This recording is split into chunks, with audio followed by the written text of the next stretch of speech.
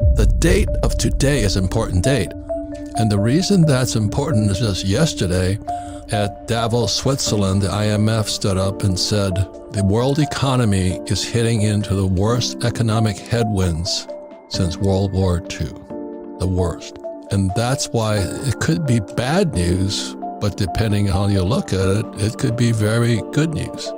This is about as macro an environment as I've ever seen. And I think most people's read on it is probably wrong right now. I'm going to take you through a history lesson, Good. And then we'll get to today. That's and macro. I'll tell you why I'm concerned. Yeah. So why World War II? World War II was a fascinating period because, like COVID, the entire world had basically been stuck at home or been on battlefields. Everyone came back. There was no supply of commodities and goods. Global supply chains were broken and everybody came back and started consuming again. And guess what? Inflation went up to 13% or something, maybe even higher.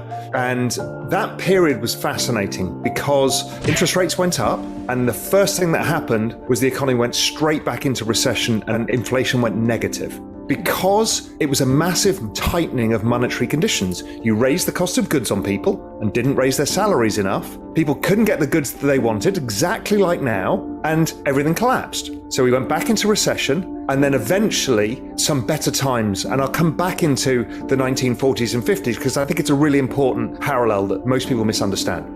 The next time we saw anything remotely like this was 1974. A lot of people tell you it's the 70s again, inflation. Well, the inflation episode we had in the late 70s was driven by demographics. That was the baby boomers entering the workforce all at the same time. It was the largest demand shock the world had ever seen. And we had a supply shock of this oil crisis of the Arab oil embargo. That's not repeating now. What is actually more similar is 1974. 1974 was the Arab oil embargo. The price of oil tripled and interest rates went up, inflation shot up, and the immediate effect was the economy went down the toilet. Almost do not pass go. The stock market fell 50%, and the ISM survey, which is a good guide to the business cycle, anytime it crosses below 50, suggests the economy is getting weak. A recession comes at about 47. It hit 30, which was the lowest in all history.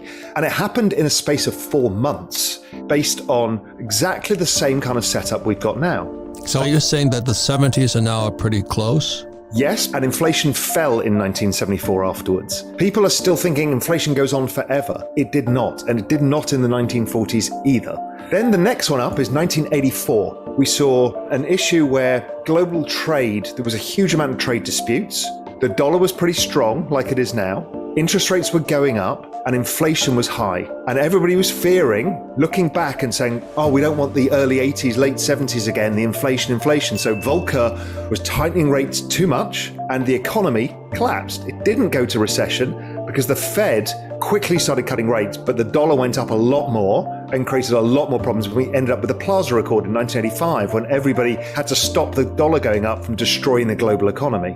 So then the next time we see something similar was 2008. If you remember, the oil price was at $147. Inflation was 6%. The Fed had been cutting into that because the economy was imploding.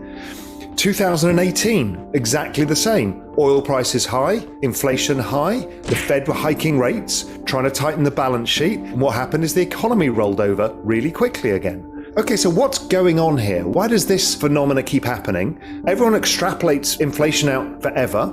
What actually happens is that consumption falls because we've tightened monetary conditions.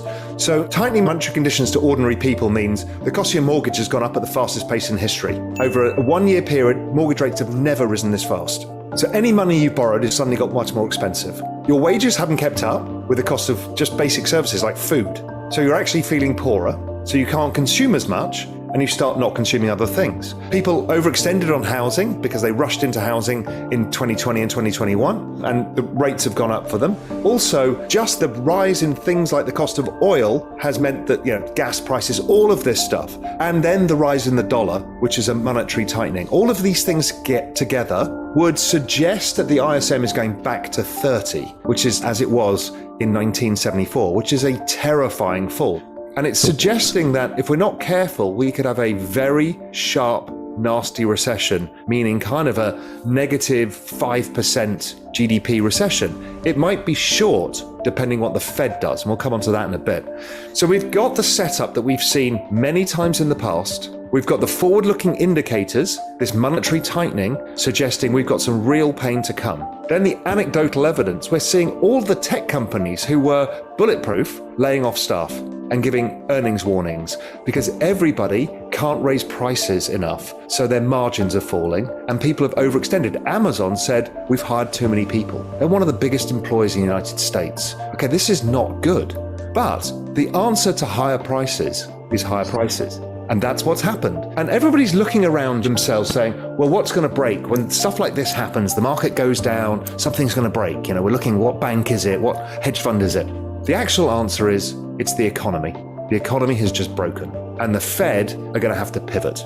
And that's what the IMF is saying in Davos yesterday. They're saying, and it's dead right, the monetary conditions that we've imposed on corporates and people is the biggest tightening in all history.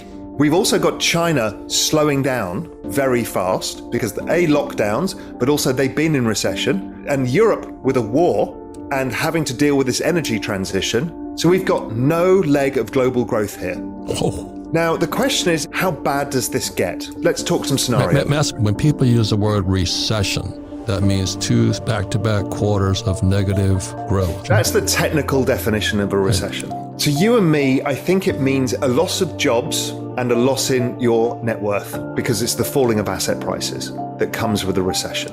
What's the possibility of sliding to a depression? So depression, I would suggest, is a much longer, more extended period. I don't think that can happen right now. Now, I don't say that with certainty. I never do.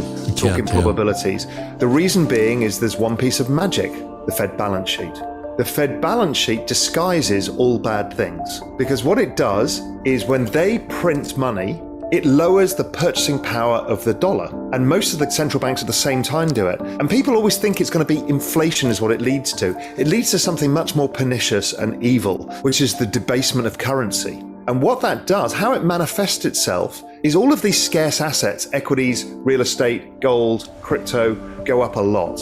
But all they're doing is reflecting the devaluation of the fiat currency itself. So that optically can change everything because suddenly all of these things go up, everybody feels okay, and it changes the outcome. People are still worse off generally, but it's a trick. And so I think that trick gets played again pretty soon. This time I think the trick gets played in a different way, which was the other genie that came out of the bottle in 2020, which the Europeans are doing now, some states in the US are doing, Japan is doing, India is doing, which is direct transfer payments to individuals. When I heard you talking about that, Raul, I thought you went to the dark side, man. MMT, UBI, and all that stuff, which is to me Marxist. But you're also looking at it from the humanitarian side. Regardless of what our political or economic views are, this is what is going to happen. So we have to judge it with that lens, not how we would like it to be, but what it will be and what the probabilities are. I look at the emptying office spaces because people are not going back to work. I mean, this is not an ordinary recession. The Apple says they're not going to go back to work. All the office buildings empty, and residential real estate depends upon jobs.